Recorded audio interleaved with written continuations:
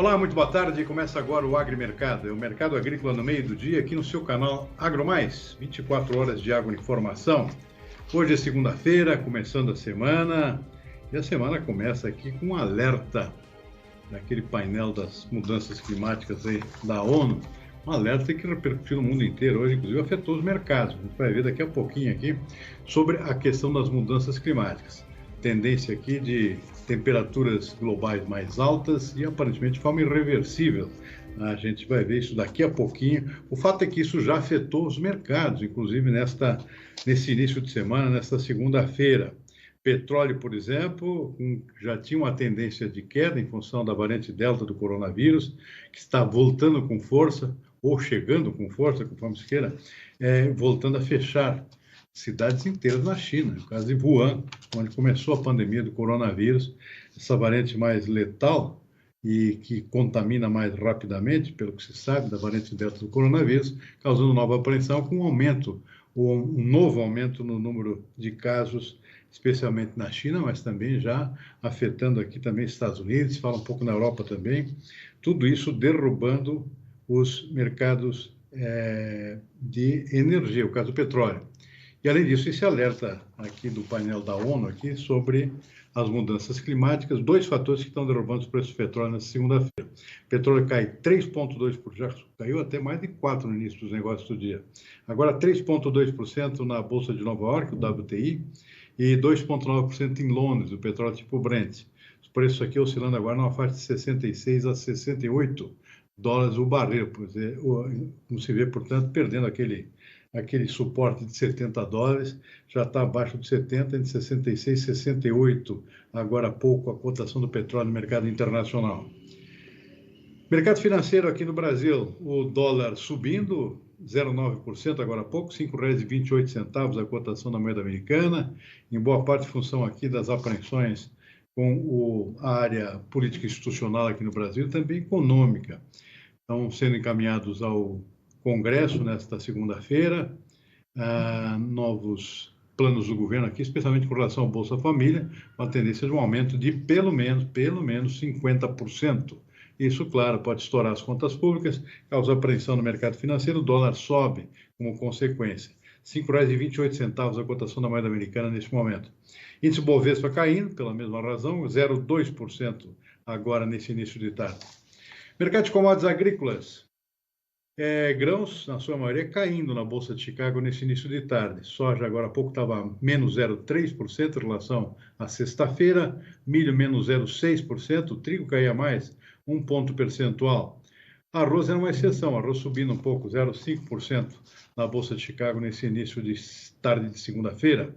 Na Bolsa de Nova York, o algodão cai 1,4%, o açúcar também 1,5%, açúcar bruto em Nova York. Exceção é o café, que está subindo, o café arábica volta a subir, justamente com apreensões com os resultados da safra brasileira, que pouco a pouco começa a aparecer, especialmente com relação à safra nova, aquela que vai ser colhida no ano que vem, muito afetada pelas geadas do dia 20 de julho. Os prejuízos agora demoram um tempo para começar a aparecer. Aparentemente, a apreensão é de uma quebra, no sentido de uma queda grande na produção do ano que vem, que seria um ano de ciclo alto da produção brasileira de café. Não vai ser tão alto assim, pelo jeito. Então, o café sobe 1,3%, o arábica em Nova York, agora há pouco. Suco de laranja também subindo 0,7%, e o cacau é outro também com alta de 0,4%. Muito bem, falei há pouco em clima, vamos ver como é que está o clima agora, nesse exato momento presente, não só no futuro, aqui no Brasil e no mundo. Eu converso agora com o agrometeorologista Marco Antônio dos Santos, da Rural Clima, nosso parceiro das segundas-feiras, que vai nos atualizar sobre as condições climáticas para as lavouras em andamento aqui no Brasil, e também perspectivas para a safra nova de verão, que já está começando o Brasil lá fora. Marco Antônio, muito boa tarde, muito obrigado por nos atender aqui no nosso Agrimercado. Marco Antônio, qual é o panorama? Essa semana começou quente, né? Estava vendo temperatura até 30 graus no Rio Grande do Sul, em Porto Alegre, nunca vi isso nessa época, mas parece que muda no decorrer da semana, né, Marco Antônio? Muito boa tarde. Boa tarde, Silmar, boa tarde a todos. Olha, esse clima um pouco mais quente foi para comemorar o Dia dos Pais, então já deixo também meu parabéns a você pelo Dia dos Pais, É né? mútuo. A todos aí que estão nos assistindo. É que assim, ontem, como foi Dia dos Pais, a gente falou assim, não chove, deixa a temperatura um pouquinho mais elevada para que todo mundo curte aí com a família, com os pais, né? E a tendência, Silmar, agora, hoje, já uma frente fria começa a avançar sobre o Rio Grande do Sul, então entre hoje e amanhã há previsões de chuvas para o Rio Grande do Sul, no entanto, essas chuvas deverão ser de fraca intensidade e bastante irregulares, mas chove em grande parte das regiões. E essa frente fria já se encaminha, né, já a partir de amanhã, para o Oceano Atlântico. E aí deixa apenas a faixa litorânea, ali, a faixa leste de Santa Catarina, Paraná e aqui de São Paulo, com algumas nebulosidades. E como está de costume, né, após a passagem dessa frente fria, uma massa de ar polar avança e aí leva ao declínio acentuado das temperaturas a partir de quarta-feira em todo o Rio Grande do Sul e partes de Santa Catarina. Esse frio não chega nem ao Paraná e muito menos às regiões produtoras do Sudeste. Então é um frio que ficará mais concentrado no Rio Grande do Sul e Santa Catarina, sendo que a quinta-feira agora, dia 12, deverá ser o dia mais gelado aí da semana, com mínimas entre 2 e 3 graus no sul do Brasil. Então, se começa quente agora, vai terminar com temperaturas mais baixas. No entanto, o risco de geadas é baixo, até podem vir a ocorrer uma ou outra geada pontual no Rio Grande do Sul, principalmente nas regiões serranas, mas nada que isso traga prejuízos à agricultura, principalmente para os produtores de trigo, né? E muito menos, não há previsões nenhuma de geadas aqui para as regiões produtoras de café, cana, daqui do Sudeste. O frio só vamos ter um pouquinho mais de frio, mas nada demais, tá? E na semana que vem, que é a terceira semana de agosto, voltam-se as chuvas em grande parte da região centro-sul do Brasil. Ainda de forma muito irregular, mas começam a pintar algumas chuvas já aqui em São Paulo, no Paraná, no Mato Grosso do Sul, no Paraguai, e até mesmo em algumas faixas mais oeste, no Mato Grosso, deverão ter algumas eventuais pancadas de chuvas. Mas o mês de agosto, Silmar, está se mostrando ainda com chuvas um pouco abaixo da média em todo o Brasil. Agora, Marco Antônio, mesmo com chuvas abaixo da média, mas e sem geadas, já dá para dizer que o trigo está salvo no sul do país, não? Pelo contrário, está muito longe ainda de afirmar fazer essa tal afirmação, né? Ainda mais você que é gaúcho sabe que até na colheita, até esse trigo não ir para o armazém lá para os moinhos, nada está garantido, né? Mas é fato que os modelos sinalizam um pouco mais de chuvas para a segunda quinzena de agosto e início de setembro, que mantém uma condição mais favorável ao desenvolvimento dos trigos. No entanto, os modelos ainda sinalizam uma primeira quinzena de setembro com possibilidade de entrada de uma massa de ar polar. Temos que monitorar, lógico que ainda não dá para falar se vai ter geadas ou não, mas é fato que o risco ainda para geadas tardias esse ano é grande. Marco Antônio, a gente tem falado aqui muito, já tem de prejuízo no café, no milho, apreensões com trigo aqui, mas ainda assim grandes problemas, e cana-de-açúcar aqui, sofrendo bastante. Se fala em perda aqui de 70 até 100 milhões de toneladas de cana nessa safra em relação ao potencial que poderia ter essa safra brasileira, ou aqui da região Centro-Sul. Ainda podendo ser efeitos negativos de clima na cana? Acho que para cana, Silmar, difícil, né? Eu ouvi falar muito em 70, 100 milhões, mas tem que deixar bem claro que é uma consorciação entre a seca que tivemos no primeiro semestre, bem como as geadas de julho. Não é só devido às geadas, é seca mais geada. Essas quebras significativas de 70 a 100 milhões de toneladas. O que a gente vê, Silmar, é um clima um pouquinho mais favorável para a cana, agora a partir de setembro. No entanto, ainda longe de ser um clima ideal para suprir essas perdas que ocorreram principalmente no primeiro semestre. Sim. No entanto, se voltar a chover, como os modelos estão indicando, a partir da segunda quinzena de outubro em diante, há uma tendência que a safra 22 venha a ser mais cheia do que está sendo prevista. Marco Antônio, antes da gente falar em safra nova aqui no Brasil, vamos dar uma passada pelos Estados Unidos lá, Como é que está a situação climática deles? Aparentemente deu uma melhorada, né? Não, melhorou-se como a gente vem comentando aqui semanalmente com vocês, a tendência ainda é de um clima um pouco desfavorável. Não é um clima perfeito, até porque essa semana não há previsões de chuvas generalizadas no meio oeste americano. Há previsões sim de chuvas, vão ocorrer algumas pancadas isoladas, mas longe de ser aquelas chuvas generalizadas e de grandes volumes em todas as principais áreas produtoras de soja e milho dos Estados Unidos. Ainda eles continuarão, desculpa, né, ainda eles continuarão com chuvas irregulares, uma ou outra região podendo ter um impacto mais acentuado, algumas perdas mais significativas, mas quando você olha de uma forma geral, né, todas as áreas produtoras, você vê que há uma tendência de um clima, uma produtividade dentro de uma média normal, nada mais e nada menos. Então, mantém-se uma condição aí ainda um clima ainda pegando, ainda com algumas nuances, um clima, mas agora já com uma tendência aí de safra cheia. Porém, volto a repetir, aquém do que o mercado e o mundo precisam. Tem uma preocupação específica aqui com o trigo. O trigo sofreu muito com o clima nos Estados Unidos, no Canadá também. Se fala em redução também na Rússia. Só que estamos falando dos grandes exportadores mundiais, né? Na Europa também, França, Alemanha, pelo que eu sei, algumas preocupações também com quebra de safra de trigo. Melhorou essa situação do trigo ou continua ainda causando apreensão, Marco Antônio? Continua causando apreensão. O trigo de verão, né? O trigo de primavera, como é chamado, né? Os Estados Unidos seca nas principais áreas produtoras, Europa e Ásia com excesso de chuvas. Então, de uma certa forma, há ainda uma condição relativamente preocupante para o trigo, né? Na China se fala ainda bastante que a safra deles que tinha uma tendência de crescer, parece que não vai crescer porque o clima lá também não está sendo muito amigável. Tem alguma novidade sobre China ou deu uma estabilizada lá? Olha, eu estava dando uma olhada hoje de manhã, viu, nas previsões da China, e há previsões de muita chuva para o sul e sudeste da China, as principais áreas produtoras, né?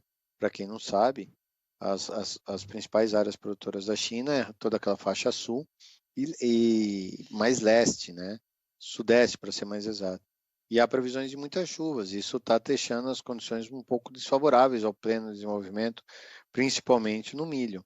Então, de uma certa forma, há uma quebra um pouco mais acentuada para o milho, porém eles vão produzir uma safra maior do que ano passado por conta de aumento de área. Algo que os Estados Unidos vai acontecer nos Estados Unidos esse ano. Né? Sim. Se produz muito mais por conta do aumento de área do que propriamente pelos índices de produtividade. Marco Antônio, voltando ao Brasil e tentando antecipar alguma coisa para frente, o pessoal já está preparando o solo para o início do plantio da safra de verão. Vamos ter um clima normal, um início normal, pelo menos, nessa safra nova, diferente do ano passado, Marco Antônio? Diferente do ano passado, sim. Melhor, sim. Mas normal, não. Né? Difícil. É, Ultimamente está difícil você falar que está um clima normal, né, Silmar? é, As coisas estão, sim. né? Mas é uma tendência de o plantio ocorrer mais dentro de uma normalidade esse ano. O mês de setembro já vai ser um mês um pouco mais úmido em todas as principais áreas produtoras, o que permitirá o plantio já da soja, do milho e de outras culturas já no mês de setembro. No entanto, as chuvas ainda muito irregulares, até pelo menos meados de outubro. Só a partir de meados de outubro em diante é que há uma previsão de chuvas, da regularização do regime de chuvas no Brasil. Então, de uma certa forma, o plantio, pelo menos até lá o final de outubro, ainda vai andar um pouco de lado, mas não parado como foi em 2020, né? Então, é uma condição melhor, o plantio vai transcorrer um pouco melhor esse ano, o desenvolvimento das lavouras também vão transcorrer um pouco melhor do que foi ano passado. Isso dá uma condição um pouco mais favorável para o Brasil produzir tanto grãos quanto soja, milho, como também outras culturas perenes, como cana e café e laranja, entre outras, né? Mas é fato que normal Isso não vai ter, não. Até porque está se formando uma laninha de fraca intensidade e isso pode trazer uma certa irregularidade no início das chuvas agora da primavera, né, normalizando mais aí durante a segunda metade da primavera, que é a partir do final de outubro em diante. Bom, pelo menos existe aí um cenário que pode favorecer, pelo menos, por exemplo, o plantio tanto da soja quanto do milho safrinha dentro da janela ideal, ou mais ou menos, né? Eu acho que até, Silmar, vai ocorrer dentro de uma normalidade, né? Acho que, lógico que ainda não é o ideal, como foi 2018, que se plantou mais cedo, foi o ano que mais se plantou cedo no Brasil, mas também não é um ano como 2020, que se plantou tarde, né? Atrasando todo o ciclo de todas as culturas. Então, de uma certa forma, é um plantio mais dentro da normalidade esse ano, já que há previsões de início do retorno das chuvas já em setembro em todo o Brasil. Muito bem, está aí Marco Antônio dos Santos, agrometeorologista da Rural Clima, nos atualizando aqui nesse início de semana com relação às condições climáticas aqui e no mundo. Marco Antônio, muitíssimo obrigado pela participação mais uma vez aqui no nosso programa. Uma boa tarde, uma boa semana e até a próxima. Obrigado. Eu que agradeço, Mar, um abraço a todos aí e até mais. Muito bem, vamos em frente com o nosso agrimercado, esta segunda-feira. Hora de conferir aqui nosso indicador de mercado físico. Vamos ver como é que começou a semana aí com os preços da soja. Isso hoje pela manhã, aqui ainda refletindo condições de mercado internacional e de câmbio de sexta-feira. Tivemos altas aqui, Cascavel 3,4%, Passo Fundo também com elevação, Rondonópolis também com alta relativamente forte aqui, 2,7%, Sorriso também, ou seja, a maior parte das praças aqui com valorização em relação ao dia anterior. Um pouco mais, um pouco menos, Balsas um pouco menos, 0,9%, mas todos os preços com valorização, refletindo condições de mercado internacional e do câmbio da sexta-feira. Vamos ver o milho? O preço do milho no mercado físico sem alterações, aliás, tem uma aqui, no Porto, Paranaguá, refletindo alta do mercado internacional, 2,5%, R$ 81,00 por saca de 60 quilos. Praças do interior do país, pelo menos na manhã de hoje, não mostravam alterações. Isso, claro, pode mudar e normalmente muda no decorrer do dia de hoje. Vamos ver as nossas notícias desta segunda-feira. Um pouco a gente dá mais uma recapitulada aqui em outros preços do mercado físico brasileiro, como boi, café, arroz, etc. O relatório do Boletim Focus do Banco Central de hoje alterou a previsão da inflação para cima, infelizmente, de 2021, de 6,79 para 6,88. E a Selic com tendência de uma alta maior do que era previsto até uma semana atrás, podendo chegar a 7,25% depois da nova sinalização da reunião do Copom na semana passada. Vamos ver os detalhes. O avanço nas projeções para a inflação continua mesmo em meio ao esforço do Banco Central para conter a alta dos preços por meio da taxa básica de juros, principal ferramenta da Autoridade Monetária de Controle Inflacionário.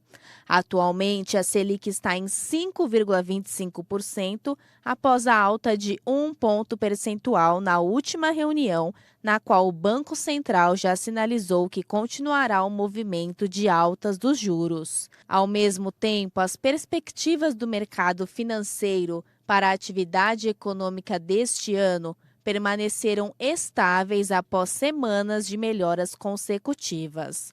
No mesmo patamar que a previsão oficial do governo, o mercado espera crescimento de 5,30% no Produto Interno Bruto. E vamos aos detalhes do boletim da ONU que está impactando os mercados financeiros e de commodities nesta segunda-feira.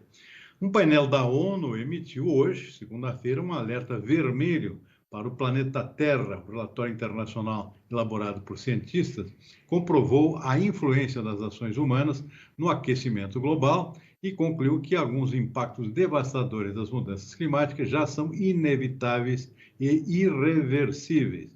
Quem traz os detalhes é o correspondente em Londres, Felipe Killing.